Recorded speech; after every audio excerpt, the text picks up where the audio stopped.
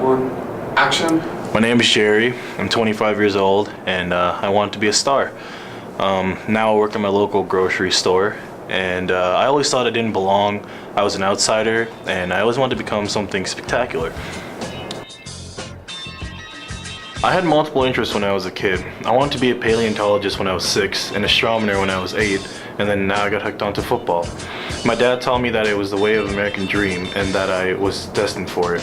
My parents would give me hours of chores until I couldn't feel my body. I remember one time, the first time doing chores, I felt so worn out, and I sat down not feeling relieved, but flourished and achieved. My father would lean towards me and he would say, "That's what hard work feels like."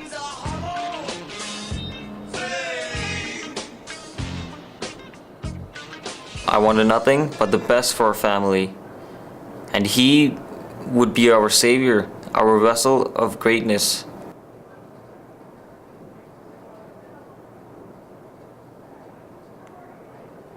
I started playing football when I first came to high school. I didn't really do well in school because I mainly focused on football rather than doing my schoolwork. I would stare out of the window just thinking about the future.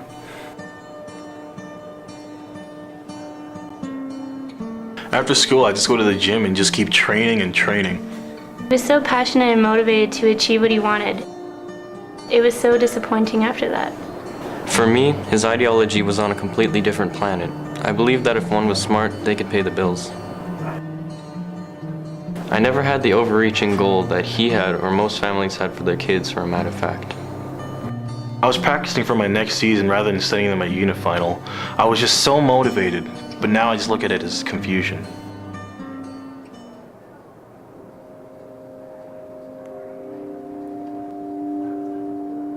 Shortly after my training, I tore one of my ligaments in my leg. It hurt like hell. The doctor said I'll be out for 4 to 6 weeks, but I tried to do it into 1 to 2. And my mom called it my rabbit's foot. We were all really worried, especially Joseph, who looked like he just saw a ghost. The situation was way over my head. I mean, I understood why we were there to support Jerry's dream, but it was all just so surreal, and from what I know, Jerry knows that obviously not then. I mean, he was brainwashed. I started training again in a week. I was worried out of my mind because I thought that that's it. He won't be able to play anymore, and the dynasty would end. He apparently felt healthy and wanted to go train. I wasn't stopping him.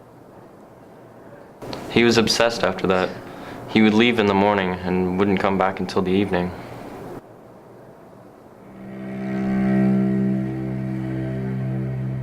He knew about the pride I put in him, and also the failure. As stupid as I was, I started to train again. I never told my mom I fully recovered. This was basically the beginning of the end for me. He was absolutely brainwashed until reality hit him after a few weeks. It was the end of the dream I had.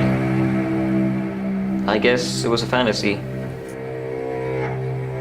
The doctor said that I had completely torn my right quad. He said that if I started to walk too much, it would hurt a lot. It was like he could no longer walk.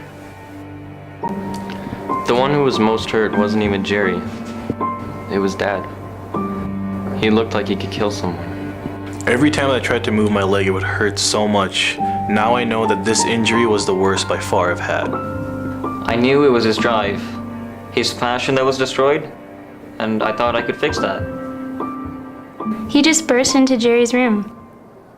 I was just doing my work when I heard a large bang.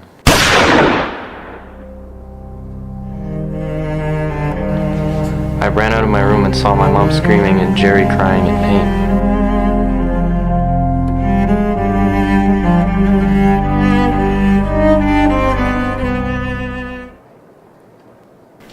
You see, the thing is, I never really liked football.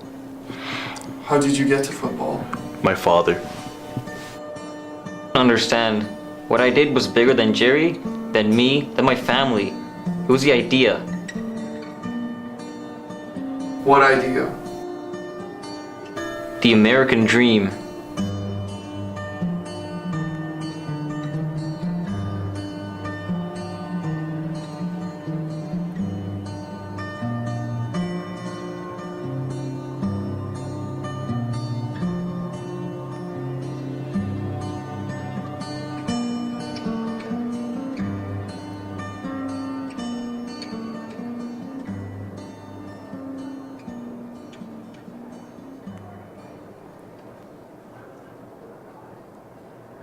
My father named me after Jerry Rice, one of the best football players in the world. I didn't really like football as much as he did.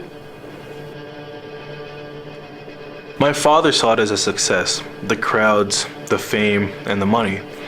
They are more important than the police or the military or even teachers. He made me see that. He made me see that lie.